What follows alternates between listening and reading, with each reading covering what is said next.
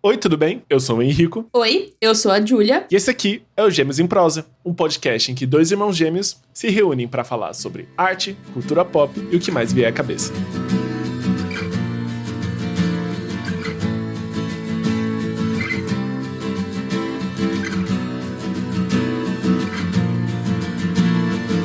E hoje a gente vai direto ao ponto, porque esse aqui é um episódio muito especial, porque ele se originou de um verdadeiro presságio. Essa aqui é a redenção da Júlia. Se você assistiu o episódio anterior, você sabe que Steven Universo é a minha série favorita. E você sabe também que eu precisei de um tempinho pra conseguir convencer a Júlia a assistir. E no finalzinho do episódio, a Júlia chega a comentar que ela espera que um dia ela consiga me convencer a assistir uma das séries favoritas dela e que ela esperava que acontecesse na próxima pauta. E eu juro de coração, gente, que isso não foi proposital, mas isso foi o que aconteceu. Nem um pouco planejado. Não era essa a pauta que a gente ia gravar, mas... eu acho que a gente não teria muito como falar de outra coisa, porque essa série meio que tomou nossa vida por algumas boas semanas, né? Sim. Da mesma forma que a Julia conduziu o episódio sobre Steven Universo, hoje eu vou conduzir o episódio sobre The Bear, que é uma das séries mais renomadas dos últimos anos e também uma das séries mais renomadas do coração da Julia. Sim. E do meu também agora. A série lançou a terceira temporada, que estreou aqui no Brasil em julho desse ano, e é uma das minhas séries mais queridinhas, porque eu acho uma série, assim, fenomenal. Inclusive, a terceira temporada até chegou com um pouquinho de atraso aqui, né? Era pra ter... Chegou em junho, que foi a estreia internacional. Veio pra cá no Disney Plus em julho. Agora que Disney Plus e Star Plus é tudo junto. Sim, mas veio chutando tudo que tinha em frente, né? Já que The Bear, como o Henrico falou, é uma das séries mais aclamadas dos tempos atuais. É uma série norte-americana, classificada também como comédia dramática, ou como a gente chama também de dramédia. Ela é uma das comédias mais premiadas e aclamadas dos últimos anos. E, inclusive, no momento que a gente tá gravando, ela é uma das séries com mais indicações da categoria de comédia da história do Emmy, com 23 indicações só esse ano. E a gente espera que vocês estejam nos escutando antes da cerimônia, inclusive, porque... se tudo der certo, esse episódio a gente vai conseguir soltar esse episódio antes da cerimônia. E a gente torce muito pra que The Bear rape tudo. Inclusive, é até uma questão, né, que muitas vezes muitas pessoas, na verdade, acham que The Bear é muito mais drama do que comédia, não deveria competir nas categorias de comédia. Mas eu defendo The Bear como uma comédia. Eu acho que o texto e as batidas de comédia, das pequenas piadas que tem ali, dos sarcasmos, das situações meio estapafúrdias. Eu acho que a comédia tá ali dentro de uma forma meio inerente da forma como a série se estrutura, né? Não só pela duração dos episódios, que são geralmente mais curtinhos, né? De 20 a 30 minutos, mas também... assim, o texto ensina. Sim, totalmente. Não dá pra classificar essa série apenas como um drama, né? Ela tem muito um toque de comédia em todos os seus episódios. Apesar dela também ser uma série que lida com assuntos muito sérios e assuntos muito complexos. A gente não vai se ater muito à questão do Emmy aqui, porque The Bear tá concorrendo no Emmy a segunda temporada e não a terceira. Que, inclusive, é excelente. Eu espero que ganhe tudo. Sim, a segunda temporada, que é considerada uma das melhores, tem um episódio específico, que é o episódio da ceia de Natal, que tá sendo indicado, acho que pelo menos metade dessas categorias são indicações referentes a esse episódio, que é um episódio muito comentado. A segunda temporada é considerada por muitos a melhor, então a terceira vem com uma missão muito importante, né, de trazer esse legado e de trazer esse sarrafo estabelecido nas temporadas anteriores ainda mais pra cima. Mas será que deu certo? A gente vai descobrir isso durante a nossa conversa hoje. Veremos.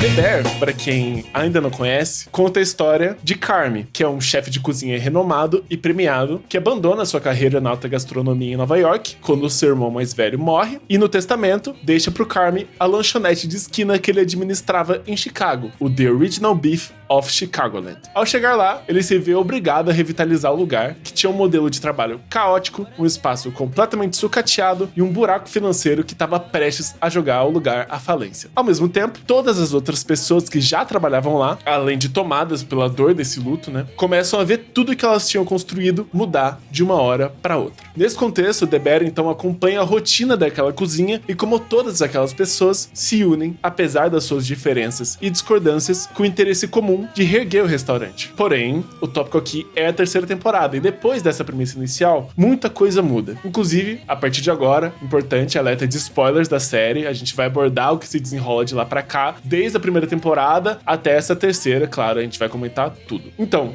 basicamente, né, a grosso modo, depois que o Carme encontra uma reserva financeira do irmão escondida em latas de molho de tomate, ele decide que vai fechar a antiga lanchonete pra abrir um restaurante de alta gastronomia no lugar, o DeBer, que inclusive é revelado eventualmente que se tratava de um sonho dos dois. Então a terceira temporada, ela começa no momento em que, depois de muito, mas muito esforço, que a gente, né, acompanha tudo, eles conseguem abrir o lugar. Porém, depois de um dia de abertura que não vai muito como planejado, o Carme decide impor mudanças radicais na cozinha, o que acaba dividindo a todos. Acho, inclusive, que esse é meio que o mote da temporada, né? É o que meio que movimenta todas as ações de todos os personagens a partir dali. É como todo mundo ali tá vivendo uma mudança muito radical na vida. Não só no modelo de trabalho que era estabelecido ali, né? Como a gente foi de uma lanchonete para um restaurante de alto requinte que, né, depende de padrões ali de qualidade muito diferentes, mas também de como essa mudança do modelo de trabalho acaba influenciando na relação entre os personagens e como eles reagem a tudo ali. Acho que o status quo de como os personagens se posicionam, de como eles se enxergam e enxergam uns aos outros, muda muito nessa terceira temporada e eu acho que é um dos motivos também de, enquanto a gente tá assistindo, a gente sentir meio que um retrogosto,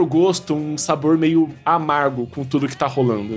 Essa terceira temporada, ela me causou muita ansiedade. Tiveram episódios que eu não consegui manter pra assistir, assim, maratonar, de tanto que eu fiquei, assim, nervosa, porque você vê tudo muito à flor da pele, e o nervosismo deles, o estresse, assim, a mil. E eu acho interessante como a narrativa da série como um todo é muito inteligente e bem estruturada. Você começa na primeira temporada um caos total, por conta de tudo que tava acontecendo lá, no restaurante, o luto deles todos. Aí a segunda temporada, eles se reestruturando, porque... Inclusive, um comentário engraçado. Como que as pessoas podem falar que essa série não tem nada de comédia? Ele encontrou dinheiro em lata de molho de tomate, velho. Verdade. Pelo amor de Deus. Nada a ver. As situações mais absurdas do planeta. Sim, total. Então, eles passam por uma segunda temporada ali em que eles estão se reestruturando, eles estão, inclusive, se conectando de outras formas. Na segunda temporada, sim, ela é muito emocional.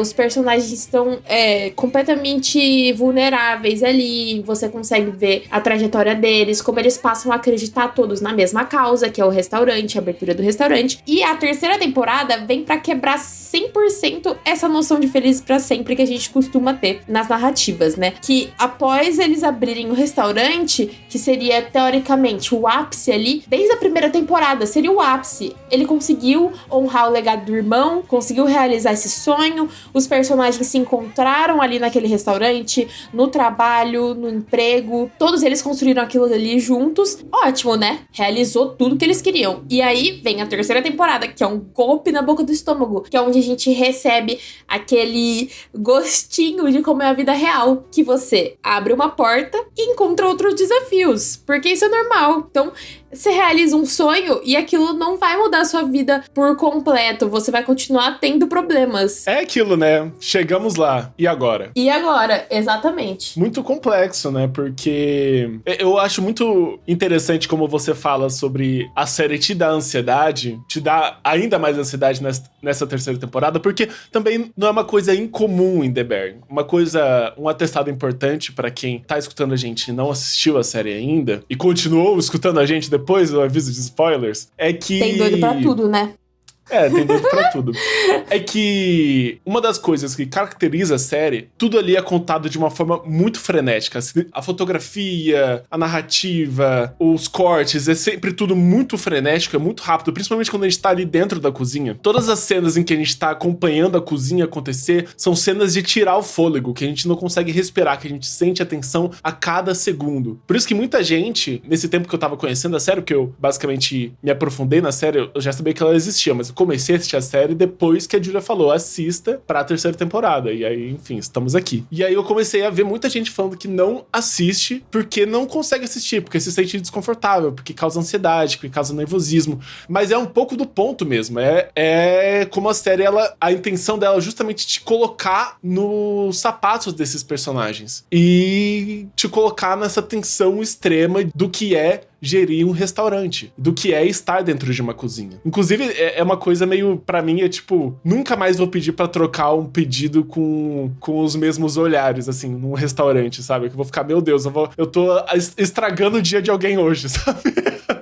Sim, totalmente. Inclusive, eu tenho um grande amigo, se você estiver escutando isso, o Fini, um beijo, que ele trabalha com gastronomia, tal, cozinha, e ele adora essa série, a gente já conversou sobre ela antes, porque ele fala muito como ela realmente transparece aquilo que é, de fato, o ambiente da cozinha. Então eu acho muito interessante, eu gosto de experiências cinematográficas que consigam fazer isso, te colocar, de fato, naquele contexto, te fazer sentir o que aqueles personagens estão sentindo de verdade. Então é completamente caótico. E normalmente, principalmente em cozinha de autogastronomia, é daquele jeito mesmo. É um caos. E é justamente esse o ponto, que é uma tensão que já existia desde a primeira temporada, quando o The Bear ainda era The Beef e ainda era uma lanchonete. Mas mesmo com a gente sabendo dessa ansiedade, mesmo com a gente já vivenciando aquilo, a terceira temporada coloca o espectador e coloca a gente num lugar de quase sufocamento. Você já começa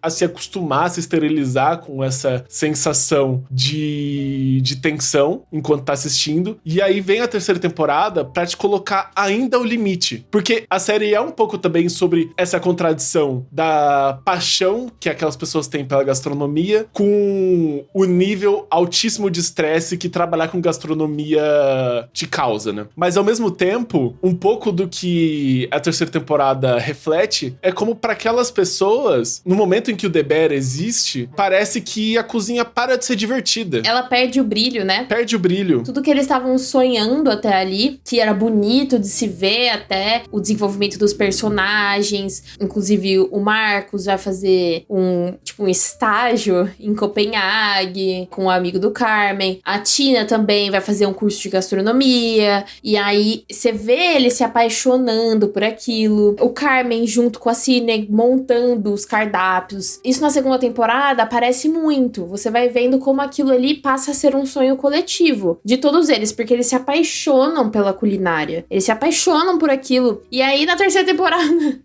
tudo vai por água abaixo. Tudo aquilo que eles construíram do cardápio, vem, o Carmen fala um monte de regra lá pra mudar cardápio todo dia, que não pode ser a mesma coisa. E aí vira um caos, e aí eles começam a brigar, e aí aquela coisa que até então era um prazer, começa a ficar um caos, né? Eu acho que é um pouco esse o ponto também, porque ao mesmo tempo que existe essa desilusão com o sonho, quando a gente realiza, também tem um pouco a ver com a maneira com que as coisas são geridas, sem comunicação, sem consentimento de todo mundo, principalmente pelo Carmen. Eu acho que toda essa situação de crise do The Bear é centralizada no trauma do Carmen, assim, não dá pra negar isso. E até a forma como a série abre com aquele primeiro episódio que nem tem uma narrativa exatamente linear, na verdade, exatamente linear, não tem narrativa linear nenhuma. É basicamente um fluxo de consciência ali do Carmen retomando a situação onde ele tá, e os traumas dele, o passado dele, como se especializar na alta gastronomia e como se tornar o chefe renomado que ele se tornou, teve o preço ali da humanidade dele, assim, como ele se perdeu nisso. E depois que a Sidney, que é a sous-chefe dela, né, que é a segunda pessoa mais importante ali na hierarquia, quando a Sidney diz que ela tem o desejo de conquistar uma estrela Michelin, o Carmen surta, parece que liga uma chavinha nele que ele vira outra pessoa. E aí é esse o ponto em que ele impõe aqueles itens inegociáveis, que é uma coisa que ele herda de uma experiência que ele teve trabalhando num restaurante de alta gastronomia, em que ele sofria abusos do chefe dele. Inclusive, o ator do chefe é o protagonista de Community, eu acho isso o máximo. Até porque são personagens, assim, totalmente antagônicos. Não faz sentido nenhum, né? Uma Sim. cara com a outra. Exato. E ele herda essa experiência de abuso, de sempre atrelar a gastronomia com esse abuso, como se a excelência dependesse dessa experiência de trauma, e ele basicamente encarna o próprio chefe abusivo ali. Então, entre esses itens negociáveis estão algumas coisas meio absurdas, como, por exemplo, mudar o cardápio todos os dias. Então, eu concordo com você completamente. A terceira temporada, todos os episódios, basicamente, assim, com algumas exceções, claro, que, aliás, todos os episódios que aparecem o Carmen tem muito dessa ansiedade dele com relação a tudo que ele viveu. Então, é interessante, inclusive, como ele passa ali pela uma segunda temporada em que ele começa a retomar a humanidade. Enquanto ele constrói o sonho do The Bear, ele retoma uma humanidade, uma parte humana dele, que se perdeu dentro da gastronomia. Porque é isso que se ensina ali naquele espaço. Que ele tem que dar foco 100% naquilo, ele tem que viver pra aquilo, pra melhorar, pra ser perfeito. Ele tem que ser perfeito, milimétrico. E aí, quando ele reencontra a Claire, que é um antigo amorzinho dele ali, uma antiga crush, entre aspas, e eles começam a namorar, o Carmen se vê se abrindo pra experiências de vida humana. Então, uma festa, transar, beijar na boca, sentir os prazeres da vida, cozinhar sem ser pra culinária ali, sem ser pro The Bear, cozinhar pelo prazer de cozinhar pra uma pessoa que você ama. Todas essas experiências. É até uma coisa que isso mostra, né, na segunda temporada, que é quando a Claire aparece, isso até é um ponto na terceira temporada, eles não abordam isso. Não, ele foge dela, a temporada inteirinha e não resolve. Dá vontade de dar 5 tabef na cabeça dele. Véi, o cara sofrendo lá, triste, e ele não vai lá falar com ela. Na segunda temporada, quando eles estão juntos, ele volta a desenhar, que é uma coisa que eles tratam, assim, que é uma coisa que ele fazia na infância dele, que ele gostava de desenhar, que ele desenhava nas aulas, e ele começa a desenhar pra pensar nos pratos. E aí eu acho que isso é muito simbólico nessa questão dessa retomada de um olhar lúdico pra cozinha. E também dele retomar o prazer dele ali, dele resgatar um hobby pra trazer pro trabalho dele ali, meio que uma forma de tipo, trazer prazer pra esses processos. E aí, no fim das contas, quando o The Bear, de fato, passa a existir, né, a cozinha ali vira uma linha de montagem mecânica em que até os entre aspas, sinais criativos ali, que seria a troca de cardápio todos os dias, se torna uma obrigação e se torna uma pressão e, assim, perde todo o brilho ali e o olhar de satisfação no que se tá fazendo. Vira completamente mecânico, né? Ele tem que trocar por um prato melhor, uma outra disposição. É completamente mecânico as trocas dele. Não tem nada de lúdico.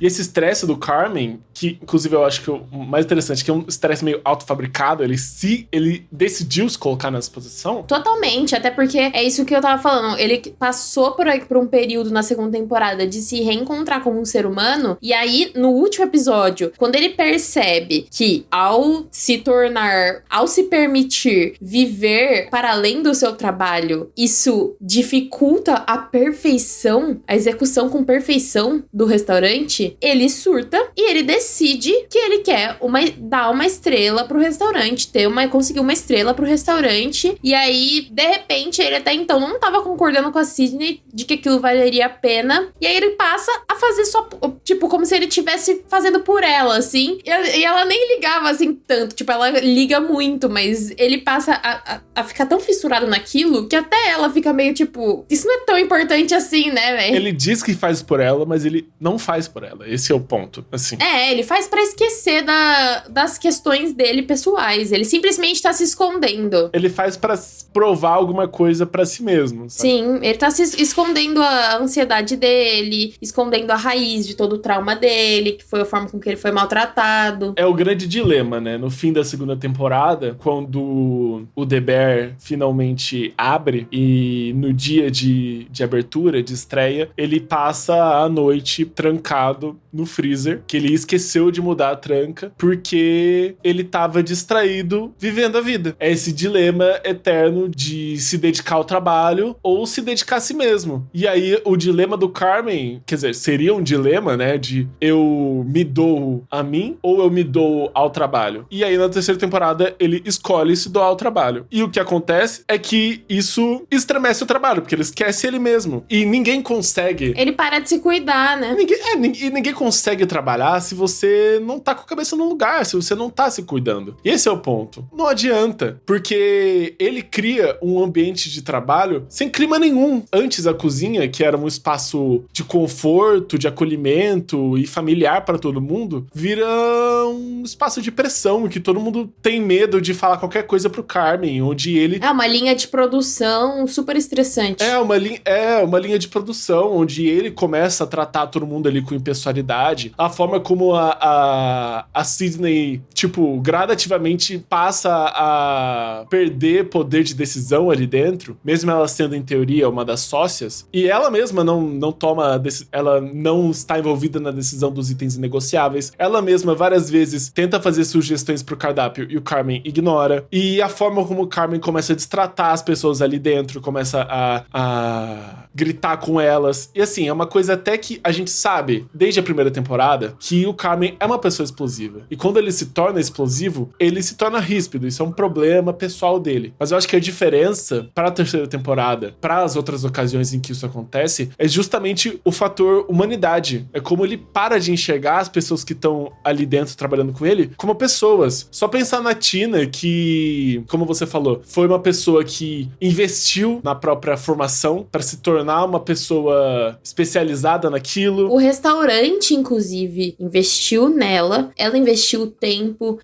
O Carmen incentivava ela muito. Aliás, sempre incentivou ela a continuar. O Carmen e a Sydney. Eles bancaram o curso dela com o dinheiro do restaurante. Sim. E então, assim, a Tina é um investimento deles. A Tina é uma pessoa mais velha. A Tina é uma pessoa que entrou no universo da culinária muito tardiamente. E meio de paraquedas também. Sim, e de paraquedas. E ela vinha de uma formação de culinária familiar, muito diferente, né? Uma culinária caseira. E então, óbvio que a adaptação dela vai ser diferente da adaptação de outras pessoas como a Sydney, que é uma garota jovem que estuda isso há anos. E a posição onde ela é colocada ali dentro é justamente de uma impessoalidade. Então o Carmen investe nela, beleza, mas aí chega na hora H disso acontecer e ele não olha pra ela durante o trabalho, ele não orienta ela quando ela erra, ele só fala, tá errado, joga fora e briga, e aí a Sydney tem que se colocar nesse papel de humanidade. A Sydney começa a virar a cola ali da cozinha, porque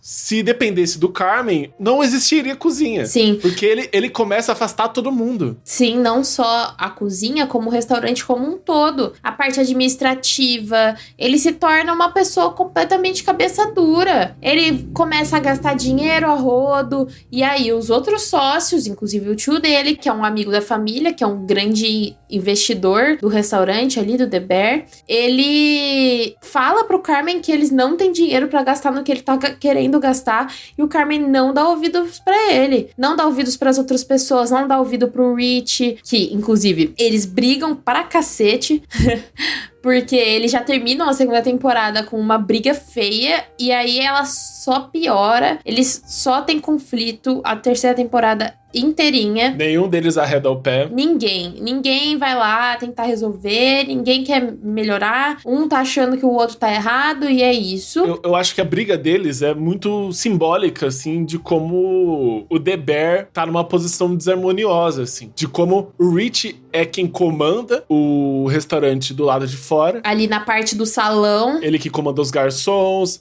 do salão, dos garçons, das mesas, das pessoas. Ele que lida com as pessoas. E o Carmen é quem comanda a cozinha. E os dois estão em desarmonia. Os dois, eles não se comunicam, eles não conversam, porque se eles começam a trocar duas palavras, eles começam a gritar um com o outro. Então, não existe clima pra isso. E justamente por causa disso, os dois lados que deveriam estar em harmonia, eles, o tempo todo, eles estão em recaída. O tempo todo, alguma coisa tá fora do lugar. A Rich muda alguma coisa que o Carmen muda sem comunicar ele. E aí o Rich quer mudar do jeito dele. E aí fica sempre esse disse que me disse, porque eles não têm a pachorra de sentar numa cadeira e resolver os problemas deles. Sim, e aí isso só traz problema pro restaurante, porque além de estremecer o que já tá estremecido, as coisas não funcionam, porque não tem como funcionar. Então, mesmo que os pratos estejam sendo preparados no tempo certo, por exemplo, não ia dar certo, porque eles estão sempre brigando e eles não estão se comunicando. Então, não é o Carmen que comanda os garçons. Então, tá sempre caindo prato, quebrando. Ia tá caótico de qualquer jeito, mesmo se a cozinha estivesse funcionando melhor, porque o restaurante em si, a dinâmica do restaurante reflete a relação do Rich e do Carmen, totalmente, e dos outros personagens também,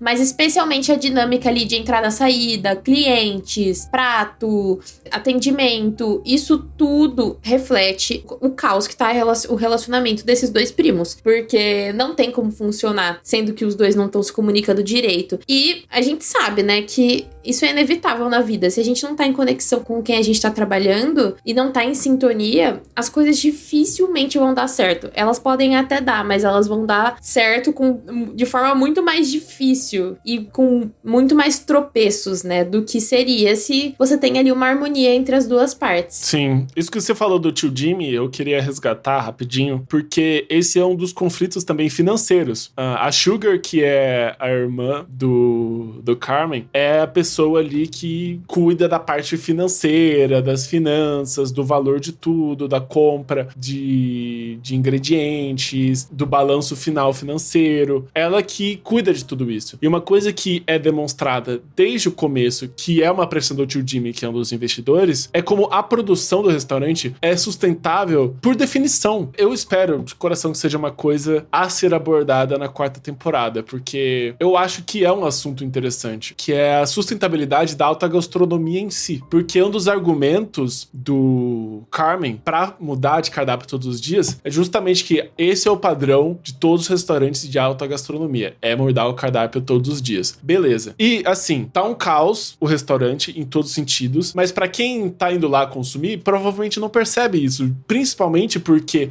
é uma coisa que eles contam, o restaurante tá indo muito bem, tá enchendo todas as mesas. Todos os dias, eles estão conseguindo fazer dinheiro. A questão é que eles estão jogando esse dinheiro fora pra comprar ingrediente e pra jogar ingrediente fora, porque eles não usam nem metade daquilo, porque eles ficam testando pratos. E o tio Jimmy fala, você tem que acabar com isso. E aí ele sempre compra também os ingredientes mais caros, às vezes ingredientes caros sem motivo aparente que poderiam ser substituídos por alguma coisa mais barata. E aí, uma coisa que é uma ansiedade até da Sydney desde o começo, é como a gente começa a observar notícias de jornal, como eles começam a conversar com outros colegas da gastronomia e começam a ver outros restaurantes em Chicago fechando, restaurantes tradicionais ali da cidade fechando, justamente por questões financeiras, falindo ali, né? A coisa começa a ficar insustentável. Isso me faz questionar um pouco se o próprio processo, a estrutura de um restaurante de alta gastronomia, como ele se define, é um modo de produção sustentável. E eu sinto que é um questionamento que se coloca ali. Não sei, o que você acha? Inclusive, conversando com o meu amigo Fini, que trabalha com gastronomia e tal, ele falou uma vez pra mim que uma das coisas que tem mudado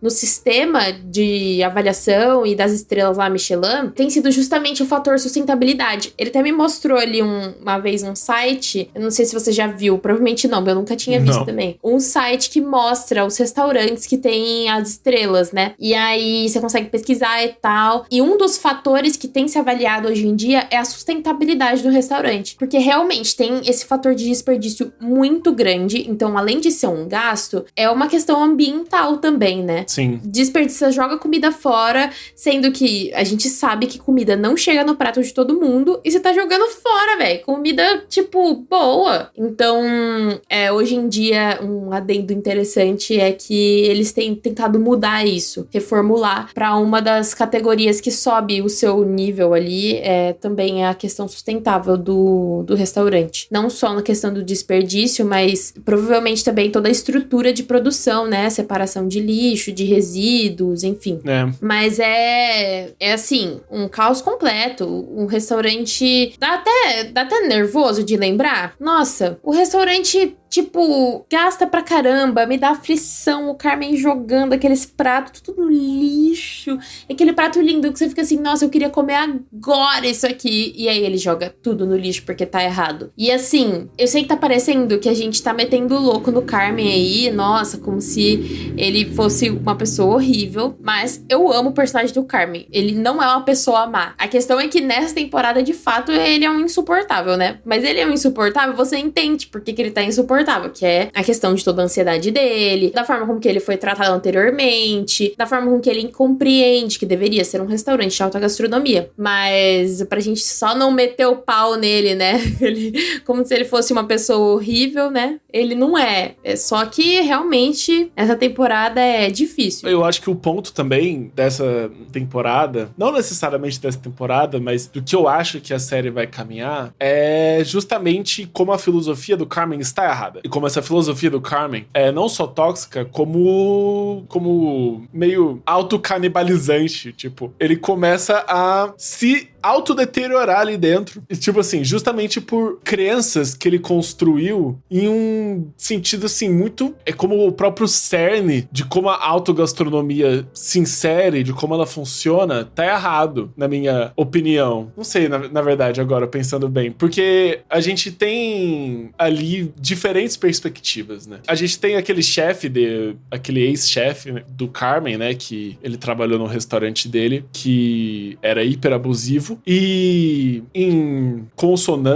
dissonância, na verdade, a gente tem a personagem da Olivia Colman, né? Que é a Chef Terry, que é quase uma mãe ali. Quer dizer, a Olivia Colman é mãe de todos nós, mas a Terry, ela traz muito afeto ali com todo mundo. A forma como, inclusive, a série acaba com o funeral ali dentro do restaurante, que ela vai fechar o restaurante dela. E, diferente dos outros exemplos que aparecem na série, ela fecha por conta própria. E aí, como ela trata todo mundo ali com muito respeito, com muito carinho, com muito afeto, com muita gratidão pelo que cada um entregava. E como todo mundo ali também tinha muita satisfação de trabalhar ali, a gente vê os outros personagens que, inclusive, quando o Rich fez estágio no restaurante na temporada anterior, ele se reconecta com todo mundo e tá todo mundo muito sentido que vai acabar, porque o espaço ali é muito especial pra eles. E eu acho que isso entra muito em contraste com o espaço tóxico do The Bear, que se construiu ali pela visão do Carmen de cozinha. E como pode existir alternativa ali, como pode existir afeto, como pode existir outra forma de você lidar com as coisas, sabe? Sim, eu acho bonito de ver que, apesar de ainda se manter num ritmo acelerado e perfeccionista, o restaurante da Chef Terry é muito mais acolhedor, porque ela abre as portas para as pessoas de fato aprenderem a ver beleza na alta gastronomia, porque tem muita beleza nisso. É uma forma de expressão, é uma forma de arte, super detalhista, como cada coisa se encaixa no lugar certo, no momento certo, tudo é muito bonito, muito coreografado, e ela recebe as pessoas pra mostrar a parte positiva disso tudo, né? Então eu gosto como a série traz esse contraponto de que é possível você ver beleza na alta gastronomia, não é só aquele caos, aquela coisa horrível que não só vira o The Bear, como também a gente conhece mais ou menos pelos flashbacks ali da memória do Carmen, como era o restaurante que ele trabalhava, que era completamente horroroso, né? Nossa, meu Deus, dá vontade de bater naquele cara cuzão lá, o chefe dele. Então, até é interessante como o ex-chefe dele está no jantar funeral, né, do restaurante da Terry, e o Carmen se encontra com ele ali, e o Carmen fica ansioso a noite inteira, olhando ele na outra outra mesa, e aí ele aborda o cara no meio do corredor pra falar, não, porque você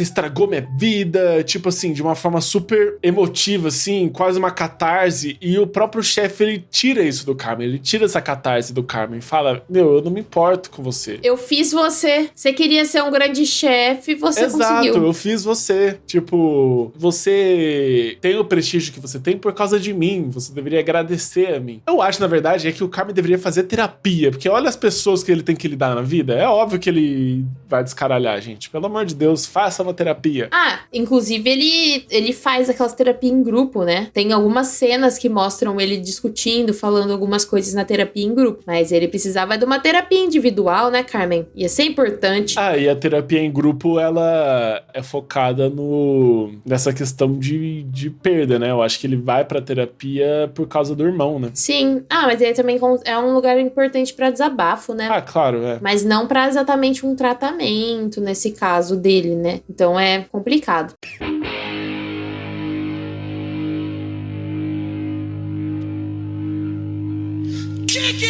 Mas além dessa trajetória do Carmen, que é uma doideira, uma outra trajetória que aparece muito e é muito latente pra gente no decorrer da terceira temporada é da Sydney, né? Que, como a gente falou antes, ela tá no meio dessa guerra dentro do restaurante, tá tentando segurar as pontas pra todo mundo, tentando aparar as arestas ali e manter o ambiente o máximo possível de positivo e agradável pras outras pessoas que estão trabalhando ali, inclusive pra Tina, principalmente. Mas você começa a sentir muito da sensação dela de perda ali, de ser deixada de escanteio, de não se sentir mais tão importante. Ah, de frustração, né? A Sydney, ela é a pessoa mais diferente da primeira temporada, quando a gente conhece ela. Enquanto as outras pessoas que estavam ali no restaurante eram pessoas que conheciam, que estavam lá pelo Michael. Michael é o irmão do Carmen, inclusive. Eu acho que a gente não chegou a falar o nome dele. A Sydney, ela é introduzida através do Carmen. Ela entra no The Beef como uma estagiária, como uma pessoa que estava se formando, né, na alta gastronomia, na gastronomia, na verdade, e que via o Carmen como uma referência, que via o Carmen assim, meu, como um ídolo. Ele é uma das pessoas que é uma inspiração pra ela, né, é uma referência. E até uma coisa que ela fala, houveram outros momentos em que ela ficou de mal com o Carmen e tal, durante a série, e uma coisa que eu lembro muito de uma conversa que ela tem com o Marcos na primeira temporada, quando ela tá brava com o Carmen, que o Marcos pergunta qual que foi a melhor refeição que você já teve, e ela fala que a melhor refeição que ela teve foi um prato do Carmen, e foi aquilo que convenceu ela a correr atrás dele. E aí, quando ela começa a trabalhar com ele, e ela conhece o Carmen humano, existe ali uma descrença, né, que aparece.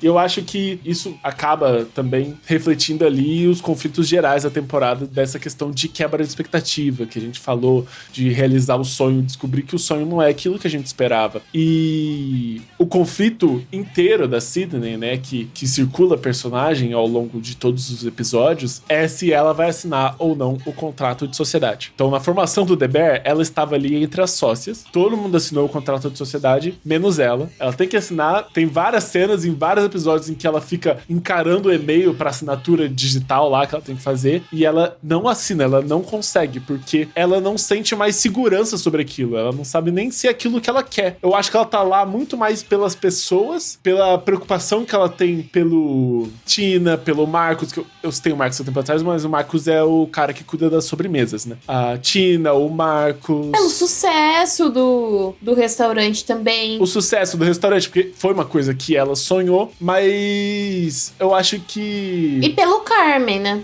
Mas eu acho que um pouco do arco dela é ela entender que aquele não é mais o sonho dela. E que aquele não precisa mais ser o sonho dela também. Você acha que ela ainda acredita no The Bear? Eu tenho minhas dúvidas. Eu acho que ela acredita sim, ao meu ponto de vista, até por isso que ela não toma decisão de forma tão rápida. Eu acho que ela tem muito afeto ali misturado por todos os personagens no geral, porque ela fica muito amiga do Carmen também, né? E muito amiga de todos os outros personagens, o Rich, o Marcos, a Nath, a Tina. mas eu acho que ela também acredita muito naquilo. Então é uma coisa que é difícil pra ela abrir mão. Só que ela não tá vendo felicidade e ela não tá vendo futuro promissor pra ela, porque ela acreditava naquele projeto, também porque ele tinha um pouco dela. Apesar do restaurante não ser inteiramente dela, ele ter mais a realização do sonho do Carmen com os irmãos e tal, mas também tinha um dedinho dela ali. E ela sente isso... Ela tava no processo inteiro. Isso vai se perdendo, porque ela perde voz. Então ela fica nesse conflito, assim. Pelo menos foi essa a minha percepção. Ela fica num conflito entre...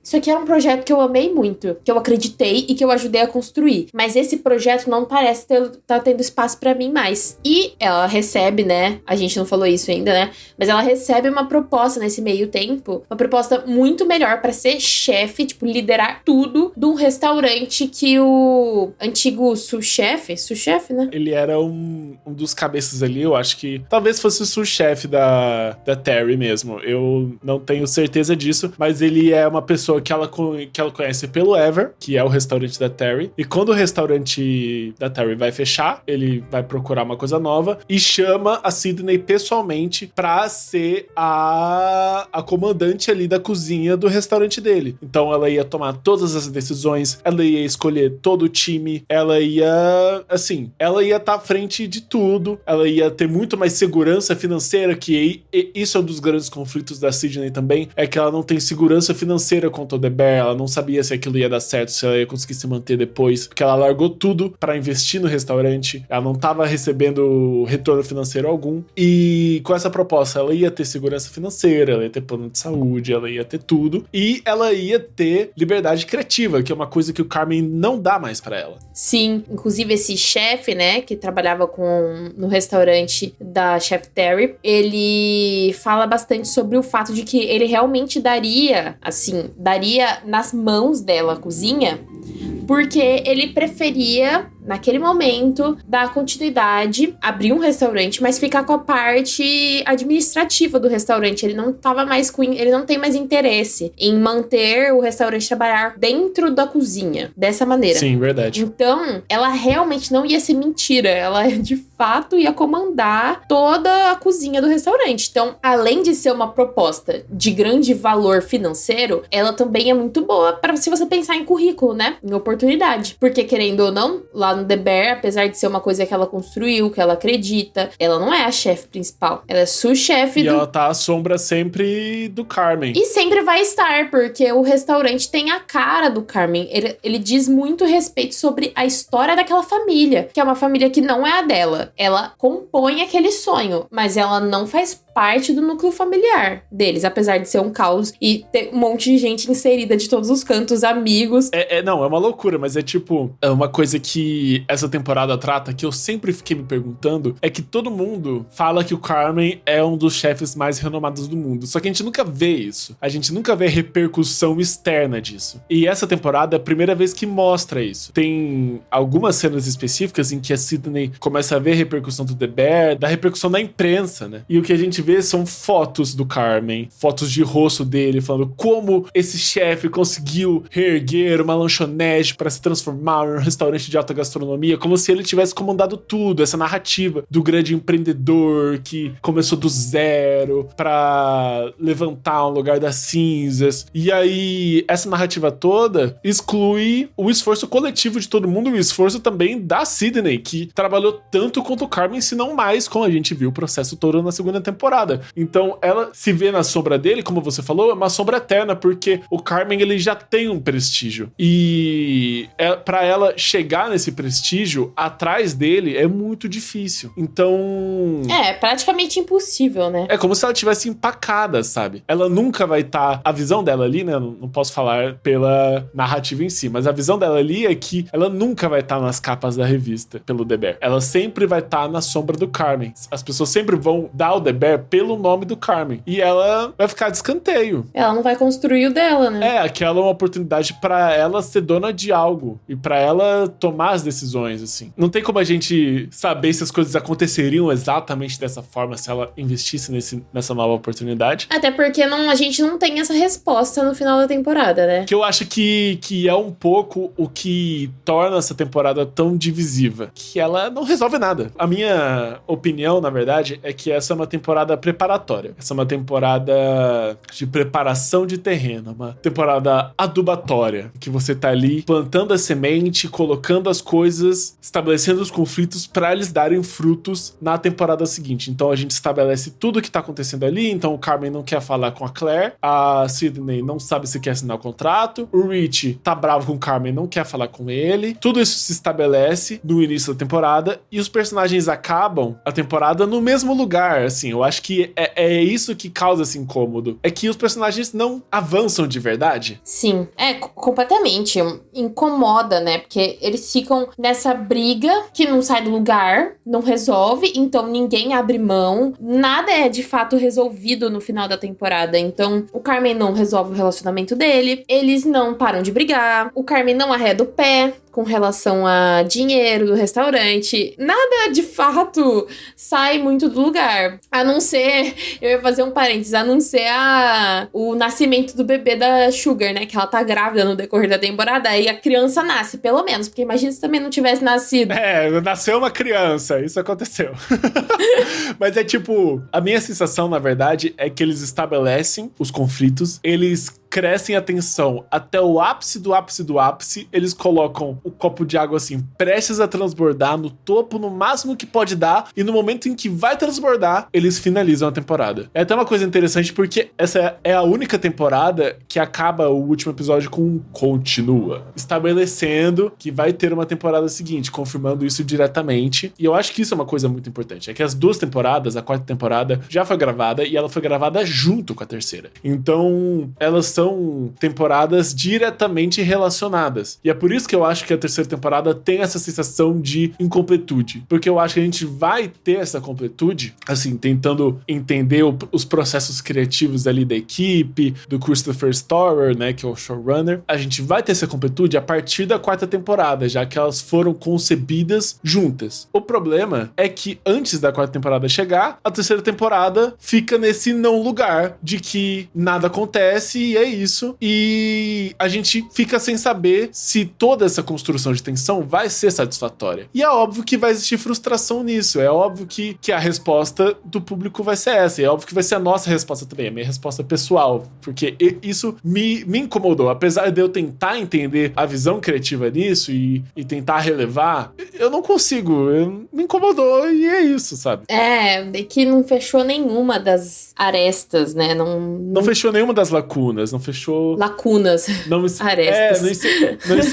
Não encerraram nenhum dos arcos, não resolveram nenhum conflito. Então é uma construção eterna de tensão que não vai pra lugar nenhum. E que provavelmente vai pra algum lugar. Mas até essa temporada chegar de verdade, a gente não vai saber. A gente sai da terceira temporada sem nada. Então, porque normalmente você já termina uma temporada quando você sabe que a série vai ser renovada. Você termina uma temporada querendo ver mais quando ela é muito boa, claro. Mas assim, eu não gosto disso. Essa coisa de tipo, essa quarta temporada tinha que estar aí já. Porque termina o último episódio e você precisa ver o resto. Porque fica tudo em aberto. Então você precisa da quarta temporada. E aí a quarta temporada não está entre nós. Então, tipo... Apesar de, hoje em dia, a maioria das séries serem lineares nesse sentido de que todos os episódios juntos contam uma grande história, que as temporadas todas são conectadas, tudo mais, a ideia de temporadas é justamente que existe uma história contida ali. Porque assim, a série toda conta uma história maior, mas cada temporada ela vai estar focada num fragmento dessa história. Pelo menos aquele fragmento precisa ser resolvido. Se você não resolve aquele fragmento, fica com um sentimento de incompletude. É, um buraco, né? Com um buraco. Até uma coisa, eu tava assistindo House of the Dragon agora, né, que eu comecei a assistir, e é justamente que as pessoas reclamaram na segunda temporada de House of the Dragon agora. É que, assim, eu não vou dar muitos detalhes porque não é o assunto. Mas assim, a gente chegou na segunda temporada falando, vai rolar uma guerra. E aí terminou a primeira temporada, beleza, vai rolar guerra. E aí acabou a segunda temporada com o quê? Vai rolar guerra, que é exatamente essa sensação de que é uma construção eterna de algo que vai acontecer. Não, porque vai acontecer. Não, porque vai acontecer. E não acontece. E aí a gente vai ter que esperar. E se rolasse a quarta temporada esse ano ainda, eu relevava. Igual aconteceu com Atlanta. No ano que acabou, teve a terceira e quarta temporada tudo direto. Ainda mais que foi gravado junto, eu não veria problema nisso. Mas como a gente vai ter que esperar ainda um ano pra tudo chegar, É incômodo, né? É incômodo. Eu acho que foi um erro. Mas eu espero que a quarta temporada compense. Eu espero de coração. Sim. Porque apesar dos pesares e dessa terceira temporada, de fato, ser a que eu menos gosto, ela ainda, assim, mantém ali sendo uma série excelente, né? No sentido técnico assim, mesmo. Então... Não, a gente fala dessa forma porque a gente ama The Bear e porque a gente sempre espera de The Bear o melhor, porque a gente sabe que The Bear pode entregar o melhor. Então... Como já entregou, né? Como já entregou. Então a gente fala dessa forma da terceira temporada porque a gente confia que eles conseguem mais, entendeu? Pelo menos pra mim. A terceira temporada, eu ainda acho uma boa temporada e eu ainda acho uma temporada excepcional em relação com várias outras coisas que são feitas na televisão. Sim, com certeza. Eu acho que não diminuiu o sarrafo de The Bear. Continuo achando uma das séries mais importantes e uma das séries mais excepcionais, incluindo a terceira temporada. Mas em relação às outras, foi uma queda de qualidade e cada escolha é uma renúncia. Eu acho que só com a quarta temporada pra gente descobrir se valeu a pena ou não. E espero que valha. Mas essa temporada, como você falou, tem vários momentos especiais ainda. E momentos que valem destaque. Concordo totalmente com você. Pra mim, os destaques, assim, principais da série foi o fato dela experimentar bastante tecnicamente, artisticamente, na direção dos episódios. Afinal de contas, nessa temporada tem um episódio que foi a estreia da Ayo Edebiri, que é a atriz que faz a Sydney como diretora. E ela dirige o episódio 6, que é o Guardanapos, que é focado na história da Tina e como que ela chega ali no restaurante, como ela entra nesse mundo ali, que já mostra ela inserida no começo da série. E esse episódio, ele é um diferencial, né? Dá pra perceber ali a carinha, o dedinho de uma outra pessoa. E quando eu assisti ele a primeira vez, inclusive, eu não sabia que era dirigido por ela. Depois o Henrico me contou. Mas quando eu tava assistindo, eu pensei, nossa, essa direção não é do Christopher, que é o criador da série. Não é dele, é de outra pessoa. E aí eu só não sabia quem era. E o Henrico me disse, e aí foi uma grande surpresa, porque realmente um dos episódios favoritos. Não é o meu favorito, mas é um dos. É o único episódio dessa temporada que não é dirigido pelo Christopher Storer. Isso. Desculpa aí, Cris. Desculpa, Cris. Aí um beijinho pro Cris, que eu sei que ele tá escutando. Eu sei que ele tá escutando a gente. Você tá escutando aqui a gente.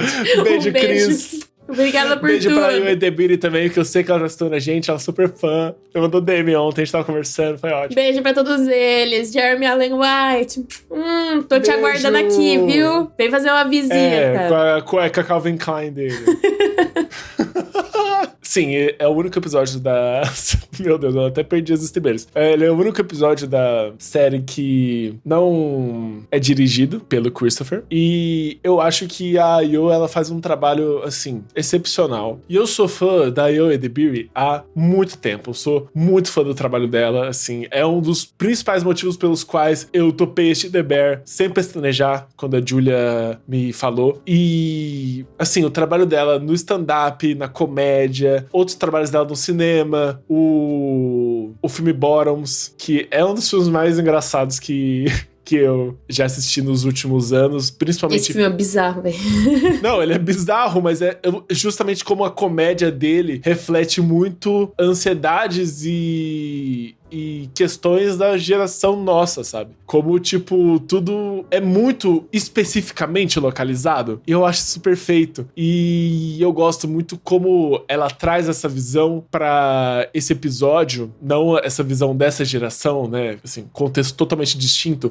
Mas essa visão de trazer um olhar e ansiedades muito específicas a partir de uma perspectiva que, inclusive, não é dela. Eu acho isso muito distinto muito de outros projetos dela, justamente porque a personagem da Tina, ela tem uma perspectiva ali, ela tem uma vivência que não tem nada a ver com a Ayo Edebiri. Então, assim, é uma coisa totalmente anti-Gen Z, assim. E mesmo assim, ela se coloca nos sapatos da Tina e você acompanha aquela rotina dela de uma forma tão orgânica. Eu não consigo nem descrever em palavras, assim. É um episódio que ele tem um olhar muito afetuoso pela personagem, assim, que é uma coisa muito incrível. E a forma como a culinária é introduzida no episódio também eu acho muito especial. Como o episódio traz a cozinha dentro da rotina. A história do episódio, né, mostra como a Tina conheceu o The Beef, como a Julia falou, e ela conheceu o The Beef numa época em que ela perdeu o emprego que ela estava há mais de 15 anos, trabalhando com uma coisa completamente não relacionada, e como ela estava tendo muita dificuldade para conseguir emprego, justamente porque ela não tinha formação em educação superior, enfim, ela não tinha faculdade e tal. E justamente por isso ela estava tendo muita dificuldade, como ela sempre ficava para trás em relação a outras pessoas mais jovens, como ela se sentia invisibilizada pelas empresas que ela visitava. E ela vai pro The Beef e é a primeira vez que ela é enxergada, a forma com que o Michael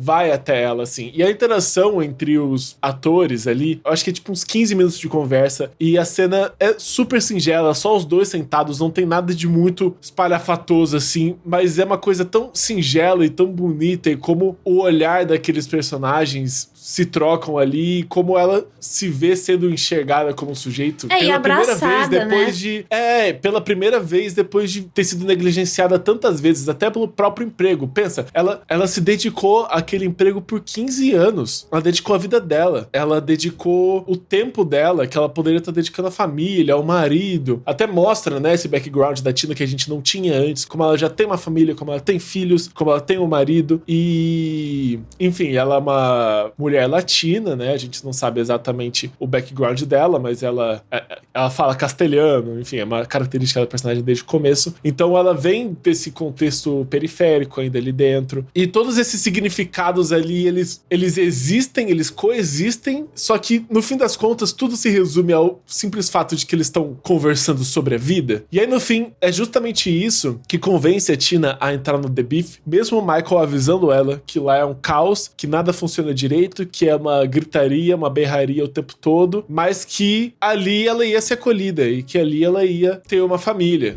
Inclusive, é interessante desse episódio que ele mostra o Michael por bastante tempo, o Michael tendo uma conversa mais profunda com alguém e sem ser caótico, porque o Michael aparece poucas vezes, né, na série. E eu acho muito bonito ver aquele personagem ali, de fato, existindo e com uma outra personagem que a gente já conhece, entender da onde veio, qual é a origem daquele amor que ela tem por aquele espaço, porque ela continua ali, apesar de tudo, porque ela se apaixonou por tudo aquilo. E isso tem muito a ver com o afeto que foi construído ali naquele lugar. E é um afeto que se mantém no The Bear. É um afeto que vem do Michael, vem da união daqueles personagens e se mantém apesar dos apesares e do caos da terceira temporada. Então eu acredito muito nisso, na força do poder do amor, assim, meio brega mesmo, mas no poder do amor, da conexão que aqueles personagens têm uns com os outros. E como eu tenho certeza de que isso vai se resolver em algum momento. Não foi nessa temporada, mas vai se resolver. Vamos torcer. E esse episódio foi, então, um dos mais excelentes, assim, dessa temporada. E o legal desse sexto episódio também, desse momento da conversa, é que tem um foreshadowing pra isso também, né? Lá no episódio 1. Como a gente já falou, o primeiro episódio, ele é meio que um fluxo de consciência, um recorte ali de vários momentos da vida do Carmen pra refletir no estado de espírito do personagem. E a gente vê essa cena do sexto episódio sem contexto. Quando o Carmen, ele tá trabalhando no restaurante, enfim, eu acho que ele tá em Nova York naquele momento, e ele tira uma foto de um prato pro Michael e manda pra ele, tipo, no WhatsApp, por SMS. E aí, depois que ele manda a foto, a gente vê uma cena do Michael mostrando dessa mesma foto pra Tina, no momento em que ele recebe. E aí a gente vê aquela cena fora de contexto no episódio, segue a vida, e a gente chega chega no sexto, a gente vê o contexto, que é no momento em que a Tina conhece o Michael. E eu acho isso muito especial, porque é a forma como o próprio momento em que a Tina conheceu o Michael também houve essa intermediação do Carmen, sabe? E como isso meio que reantecipa o vínculo que os dois personagens vão ter no futuro. Eu acho isso bem legal. Sim, é muito bonito mesmo. E é muito legal todas essas camadas técnicas e criativas da temporada, né? Eu gostei bastante disso também.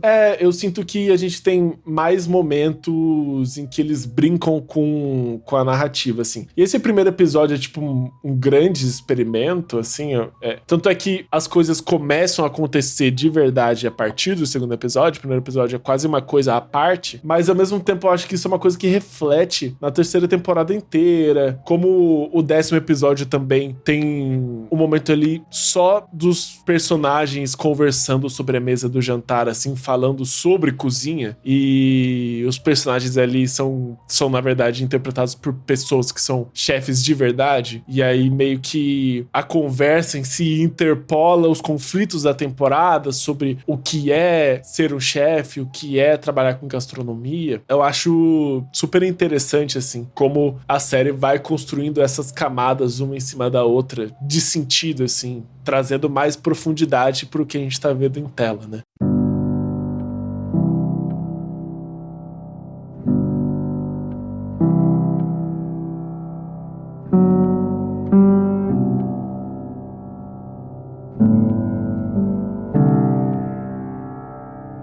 E eu acho que o ápice de tudo também, que é um dos episódios mais elogiados, é o episódio 8, né? Que é o Lascas de Gelo, que acho que da temporada inteira é o episódio que culmina as coisas, que finaliza as coisas, né? Da temporada, que é o que a gente falou antes da Sugar, que finalmente tem o filho. E esse é o episódio do parto. A questão é que ela tem o filho enquanto ela sai na rua pra buscar mais guardanapos que acabaram no restaurante. Ela tá no carro, no meio do trânsito, a bolsa estoura e ninguém atende a ligação, porque quando o restaurante tá em funcionamento, todo mundo guarda os celulares. Então ninguém atende ela. E ela precisa recorrer à última pessoa que ela queria, que é a mãe, que é inclusive interpretada também por outra mãe de todos nós, que é a Jamie Lee Curtis. Sim, esse episódio pra mim, ele é o meu preferido, ele e Guardanapos, porque eu acho ele super interessante, ele mostra mais da mãe da Nath. Nath é a Sugar, não sei se ficou claro pra todo mundo, mas é a mesma personagem. A gente falou Sugar só até agora, eu acho. A mãe dela e do Carmen, que é uma personagem super emblemática, né, super maluca, problemática, que aparece na segunda temporada, no episódio da ceia de Natal. E ela é caótica. Ela só aparece uma vez ali, né? Ela é caótica. Não, ela aparece no final da segunda temporada também. Verdade, ela aparece também no final. Mas assim, o que a gente vê no episódio da ceia, que ela é doida, o episódio acaba com ela invadindo a sala de estar da casa com o carro, quebrando a parede.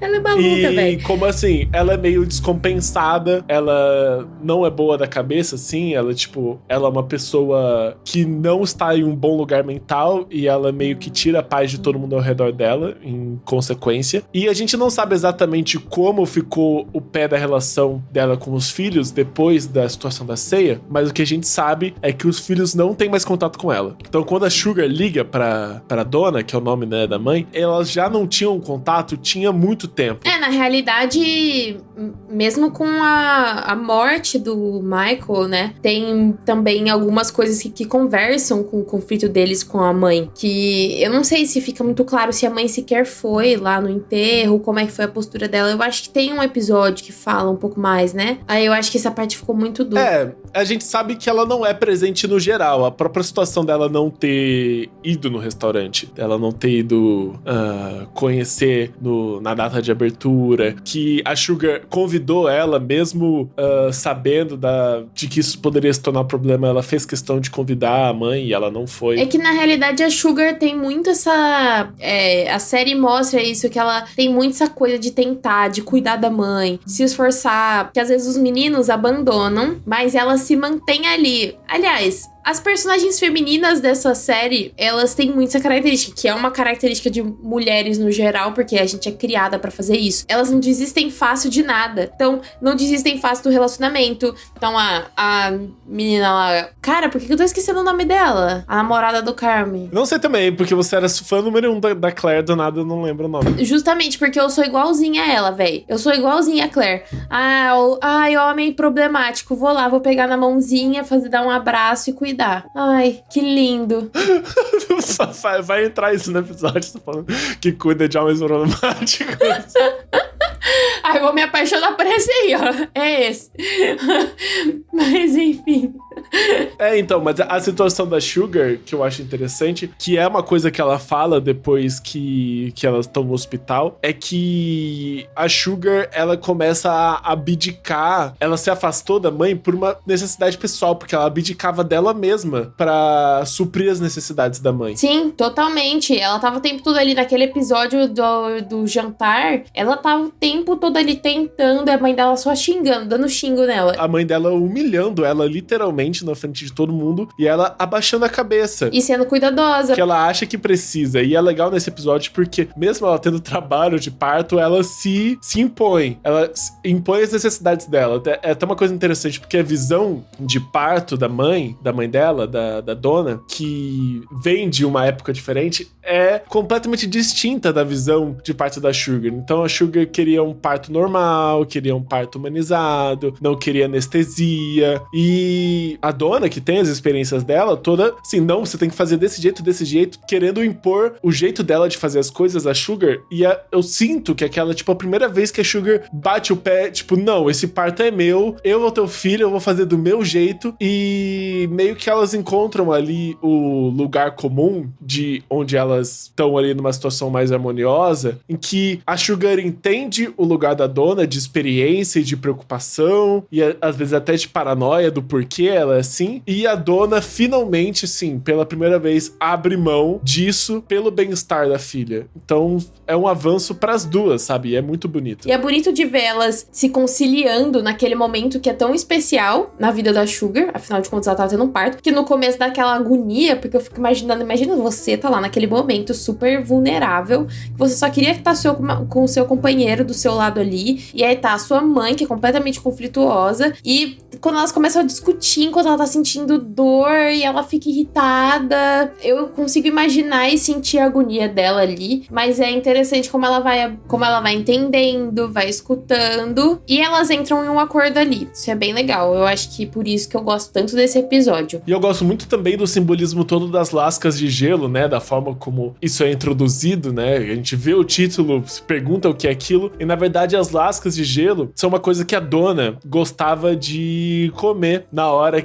nos partos que ela teve, né? Ela teve 3 partos, porque ela teve 3 filhos, e ela gostava de comer lascas de gelo que ajudava ela a se acalmar. Ela fala pra Sugar que pode ajudar ela. No início a Sugar não quer, ela cria ali uma barreira e fala, não, vou fazer do meu jeito e ponto. E no final, quando o estresse quando ela começa a se estressar com a dor, ela decide se abrir pra experimentar, e é justamente as lascas de gelo que fazem ela se acalmar. Depois tem toda a situação ali da respiração, que a dona, desde o começo do episódio, falando pra ela respirar de jeito específico, e a Sugar não quer, a situação irrita ela, e no fim é justamente essa respiração que ajuda ela a se acalmar, a baixar a pressão no começo em que os batimentos dela começam a aumentar, enfim. Então, eu acho que toda essa situação de tensão culmina num alívio muito bonito, assim. Eu acho que a gente sente isso junto com as personagens, e eu acho que é justamente, pensando agora, eu acho que isso é muito simbólico, porque é justamente isso que fez falta na temporada, sabe? Esse momento de finalização, esse momento de ceder a atenção, esse momento de alívio. É uma verdadeira conciliação, finalmente, entre as duas, e é o único arco que a gente vê se concretizar ali dentro dessa temporada, por isso que esse episódio também tem esse grande valor, né? Que é, finalmente, ela tem o contato com a mãe,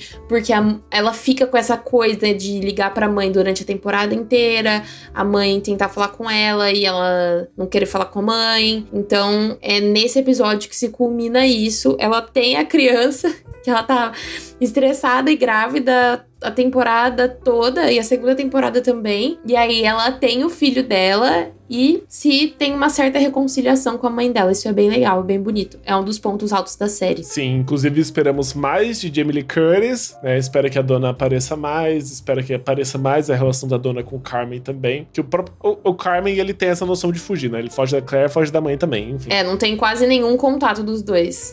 Mas acho que o que nos resta agora é aguardar pela 4ª temporada e torcer pelo melhor. Torcer também pra que leve tudo no M, porque a 2ª temporada merece. A 2ª temporada é foda. E a 3ª temporada é muito boa também, mas poderia ter sido mais. Acho que a gente tá aguardando ansiosamente pela 4ª temporada. Inclusive, que agonia, meu Deus. Queria assistir hoje.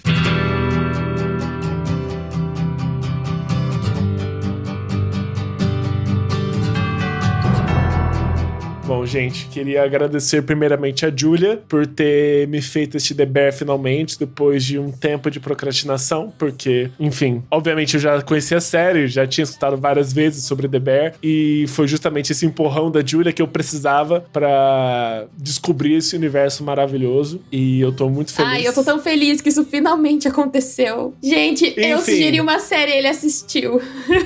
Vitórias. Próxima parada vai ser Jane the Virgin, mas é isso, precisa de um tempinho. Nossa, esse aí vai demorar um pouquinho mais pra você terminar. Esse aí eu preciso de um tempo aí pra assimilar, mas quem sabe? Já tô antecipando o próximo episódio. Mentira, gente, tô brincando.